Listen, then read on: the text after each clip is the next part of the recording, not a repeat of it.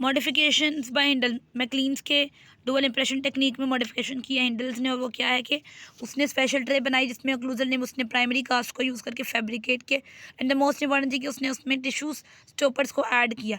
Tissue stopper add करने का मकसद ये है कि हमारे टिश्यूज़ के ऊपर एक्सेसिव फोर्स ना लगे, तो उसने जहाँ पे stress bearing area like this, वहाँ पे उसने टिश्यू स्टॉपर्स को ऐड किया, और उस टिश्यू स्टॉपर को ऐड करके उसने वहाँ पे सपोर्टिंग टिश्यूज़ का एक इम्प्रेशन लिया जिसको उसने एनाटॉमिकल इम्प्रेशन बोला है। तो ये जो स्पेशल ट्रे जिसमें हम लोगों ने इम्प्रेशन लिया, एनाटॉमिकल इम्प्रेशन, इसको हमने अनटच रहने दिया है।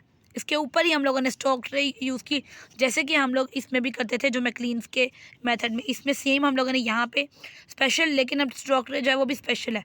उसमें उसने लार्ज होल्स करके वहाँ पे एक इम्प्रेशन लिया है जिसको हम लोग ओवर इम्प्रेशन कहते हैं, because the alginate which is used to take the impression with the stock tray is over the functional impression, तो उसको हम लोगों ने ओवर इम्प्रेशन बोला है।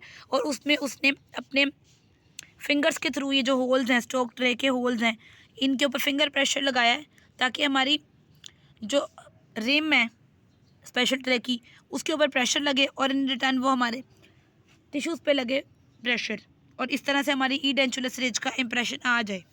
लेकिन कुछ इल इफेक्ट्स जो कि मैकलीन्स और हिंडल्स के मेथड में है, जैसे कि जो हम लोग इम्प्रेशन इस स्टेट में ले रहे होते हैं वो हम लोग उसको टिश्यूज़ को कंप्रेस करके उनके ऊपर फोर्स लगा के ले रहे होते हैं। तो जब हम लोगों ने इम्प्रेशन लिया है या डेंचर बनाया है वो भी कंप्रेस स्टेट में बनाया है, लेकिन ओरल कैविटी में the tissues are not always in the state of compression, but जो डेंचर फैब्रिकेट हुआ है वो तो कंप्रेसिव स्टेट में ही हुआ है। तो जब हमारे टिश्यूज़ कंप्रेस नहीं भी होंगे फिर भी हमारा डेंचर जो है वो हमारे टिश्यूज़ को कंप्रेस करने की कोशिश करेगा। सेकेंड थिंग, चूँकि always in the state of compression है तो हम लोगों को वहाँ पे क्या होगा कि बोन रिजॉर्प्शन नज़र आएगी। बोन रिजॉर्प्शन दो वजह से है। एक वो है जो हमारा कॉन्सेंट्रेशन लग रहा था तो हमारे एस्कीमिया हो गया, ठीक है। और एस्कीमिया का मतलब है कि हमारी बोन को जो ब्लड सप्लाई है वो कम हो गई, जिसकी वजह से हमारे जो केमिकल मीडिएटर्स थे उन्होंने ओस्टियोक्लास्ट को एक्टिवेट कर दिया। ओस्टियोक्लास्ट हमारे बोन डिजॉल्विंग सेल्स है जिसकी वजह से बोन डिजॉल्व होना शुरू हो गई। और दूसरा हमारा जो वजह है वो ये है कि कांस्टेंट प्रेशर ने हमारी नर्व्स को कंप्रेस किया जिसकी वजह से पैरास्थीसिया और सोरनेस हो गई। तो ये जो दो चीज़ें हैं इनकी वजह से हमारे जो ब्लड सप्लाई है टू द बोन कम होती है और बोन डिजॉर्प्शन होना शुरू हो जाती है।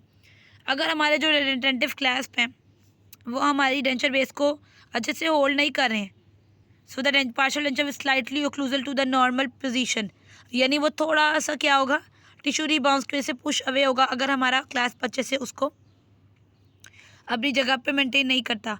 तो जब जो डेंचर आर ओक्लूजली डिस्प्लेस्ड होते हैं उनको फर्स्ट कांटेक्ट करते हैं अपोजिंग टी ड्यूरिंग ओक्लूजन और प्री मेच्योर कांटेक्ट करते हैं लाइक दिस। ये ओक्लूजल लिम्ब जो है वो थोड़ा सा लिफ्टेड है तो ये हमारे प्री मेच्योर कॉन्टैक्ट्स करेगा। This was the McLean's modification by the हिंडल्स।